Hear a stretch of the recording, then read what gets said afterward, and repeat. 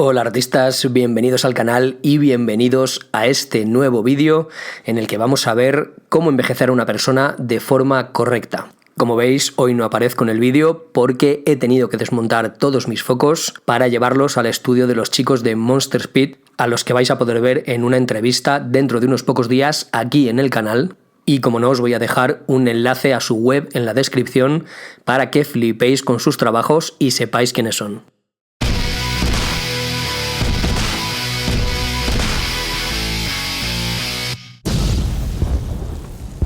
En este tutorial, mientras explico las cosas con pequeños diagramas e imágenes fijas, vais a ver cómo hago el modelado del envejecimiento de esta cara, lo vais a ver en pequeño, y también ahora podéis ver cómo estoy utilizando la Huion H640P. Es la segunda prueba que hago de esta tableta, que por cierto ha pasado con sobresaliente. Es muy agradable de utilizar, os la recomiendo totalmente. Y una vez dicho esto,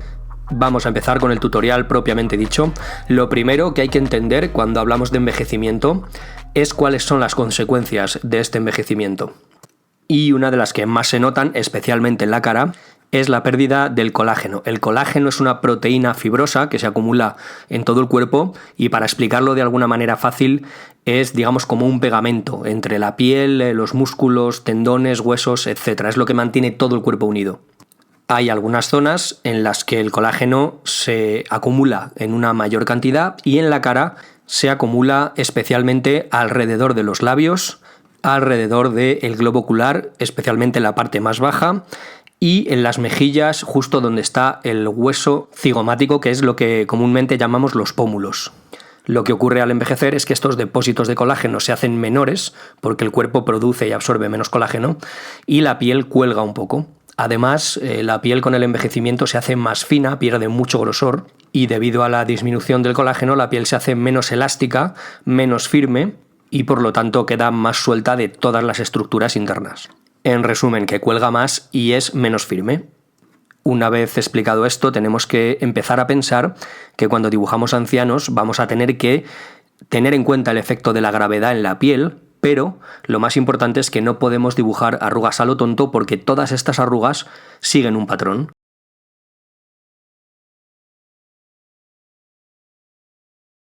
Y ese patrón está completamente condicionado por los puntos subcutáneos de la piel. Si no sabéis lo que son los puntos subcutáneos, los expliqué en este vídeo que os voy a dejar aquí. Ahora mismo va a aparecer una tarjeta en la parte superior.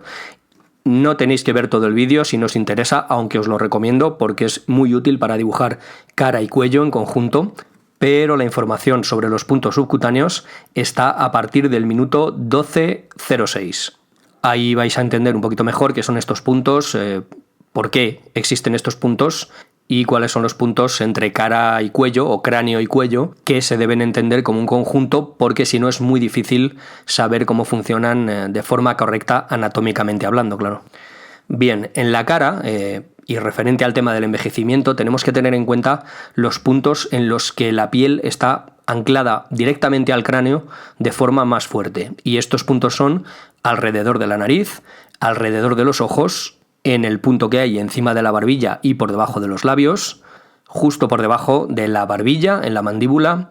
en la parte trasera de la mandíbula y alrededor de las orejas. En estos puntos, como explicaba en el otro vídeo, no se acumula grasa y la unión es muy fuerte porque estos puntos de anclaje son muy importantes para el cuerpo. Esta flecha que estáis viendo ahora lo que representa es una zona en la que en realidad la piel no está muy fuertemente unida a la mandíbula, porque es una zona de transición donde sí se acumula mucha grasa y forma un bloque entre la grasa de los mofletes, que es la zona de la cara donde sí se acumula una gran cantidad de grasa, y la papada, que también es un depósito muy grande de grasa, aunque no pertenezca exactamente a la cara, pero sí al cuello. Como ya decía antes, las arrugas de la cara se forman siguiendo un patrón muy definido, que además tiene mucha lógica.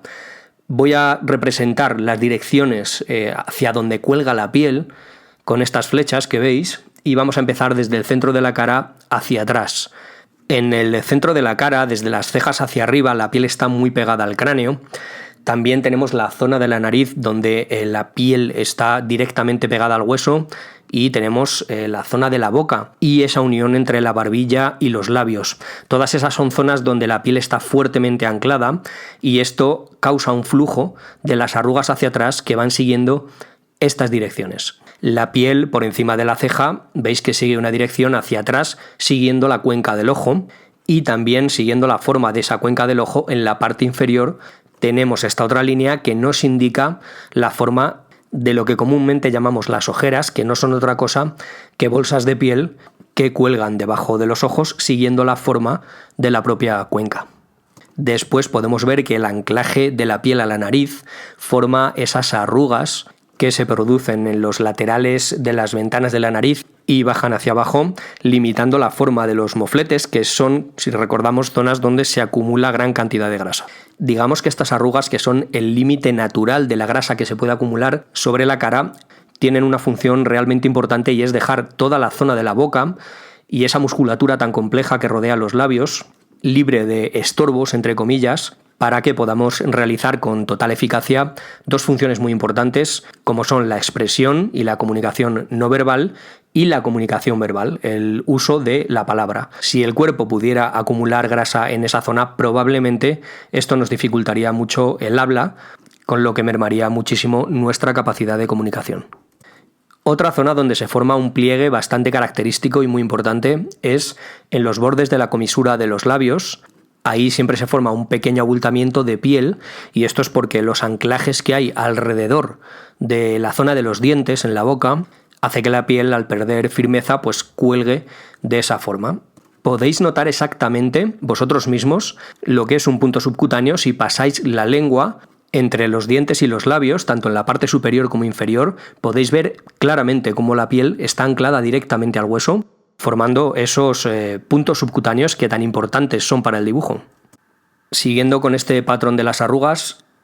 hay otra línea que se forma desde ese punto que hablábamos, que es la unión entre la barbilla y los labios, y que cae hacia la parte del cuello. Esto, junto con el punto subcutáneo que hay debajo de la barbilla, forman estas arrugas tan características que sobre todo se notan mucho en la gente, en los ancianos muy delgados, que tienen estas dos arrugas que caen desde la barbilla hasta la base del cuello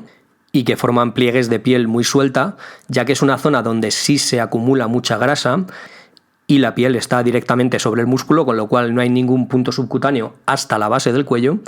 y esto hace que se cree como una gran bolsa que, si no está llena de grasa, como decía en gente delgada, es como una especie de bolsa vacía. Además, si recordáis, si habéis visto el tutorial del cuello, ahí hay un músculo que es el platisma,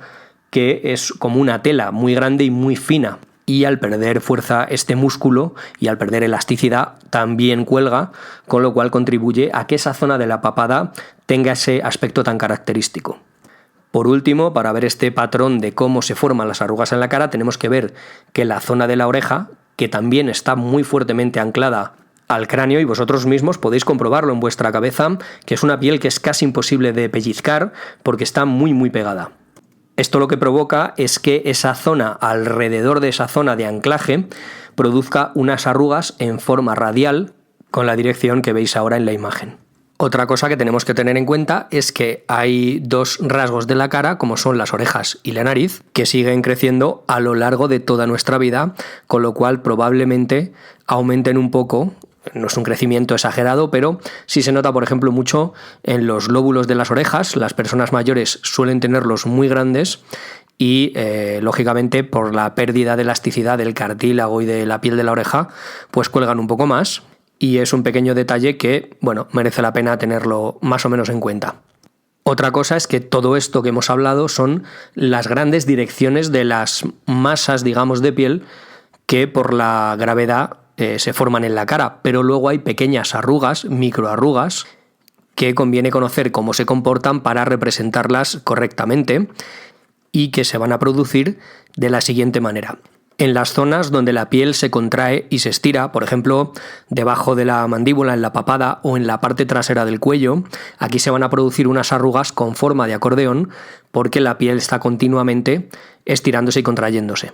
Estas van a ser perpendiculares a las grandes arrugas o a las grandes masas de piel que forman esa estructura básica que hemos visto hasta ahora. Y dependiendo de la persona, de su estructura, del tipo de piel y de la cantidad de grasa que acumule debajo de la piel, pues van a ser más o menos pronunciadas. También se producen otro tipo de microarrugas en zonas donde la piel no tiene este movimiento, por ejemplo en los laterales de la cabeza, en las sienes. Ahí las arrugas se pueden producir por pérdida de elasticidad de la piel, pero en este caso sí van a seguir la dirección de las arrugas estructurales, de las arrugas más básicas, o en zonas donde hay mucho movimiento de los músculos faciales, como por ejemplo encima de las cejas o en la parte exterior de los ojos, que se van a producir por esos movimientos musculares y van a acompañar a la forma que tenga el músculo que hay debajo. Una zona donde se produce de forma muy evidente esto de que las arrugas acompañen el movimiento de los músculos es la frente. Obviamente, cada vez que fruncimos el ceño o hacemos algún gesto, la piel se contrae alrededor de esas zonas y obviamente con el tiempo pues estas arrugas se van marcando más. Otra zona donde vamos a ver ese tipo de arrugas en forma de acordeón es la base del cráneo, en su unión con el cuello, que es lo que hace que el cráneo pueda pivotar sobre la última vértebra y la cabeza se mueva hacia arriba o hacia abajo, y también la torsión lateral va a hacer que sea una piel que tenga mucho movimiento y ahí se formen unas arrugas bastante pronunciadas que solo vamos a ver en los casos donde esa persona tenga el pelo afeitado o muy corto. Por supuesto, hay que entender que todas estas microarrugas, aunque siguen un patrón más o menos definido, se pueden producir de muchas maneras y dependiendo del tipo de piel que tengamos, de si una persona, por ejemplo, ha adelgazado mucho, la piel va a estar más suelta y se van a hacer surcos en varias direcciones porque la piel no está tan adherida a las masas musculares o a los depósitos de grasa como en una persona que ha sido siempre delgada, por ejemplo. También depende del tipo de piel. Si una persona es muy mayor, la piel obviamente va a tener una gran caída y esto va a producir otro tipo de arrugas mucho más marcadas que, depende de un montón de cosas, de lo que nos haya dado el sol a lo largo de nuestra vida, de lo que nos hayamos cuidado, en fin, de un montón de factores que no se pueden prever, pero más o menos podemos estar seguros de que todos estos pliegues van a seguir un cierto patrón que se puede estudiar y que se puede ver que es común a casi todas las personas. Bueno, pues ahora durante unos segundos podéis ver la diferencia entre la misma cara de una persona joven y la misma cara de una persona muy envejecida, cómo más o menos se puede estudiar el patrón de envejecimiento. Creo que es bastante fácil de entender y cuando lo aplicamos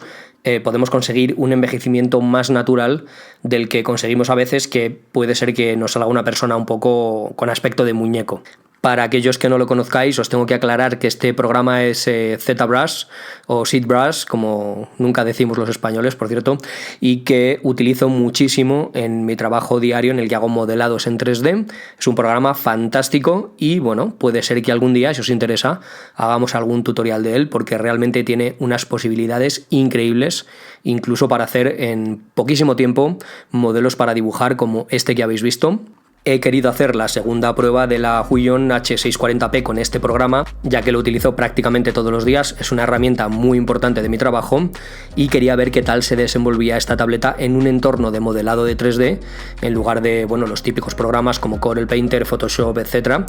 Y tengo que decir que ha pasado con sobresaliente. Es súper agradable de utilizar, muy precisa y, como ya dije en el vídeo anterior, en la prueba del vídeo anterior que tenéis que ver aquí, os pongo una tarjeta, es una tableta que por el precio que tiene es un producto muy recomendable, sobre todo si queréis empezar con el arte digital y no queréis hacer un gran desembolso, o si queréis una tableta de viaje, por ejemplo, que podáis llevar tranquilamente y que prácticamente no se estorbe nada. Sin nada más, vamos a acabar ya este tutorial. Nos vemos en unos días en el próximo, así que chicas, chicos, un fortísimo abrazo y nos vemos aquí en vuestro canal en el próximo vídeo.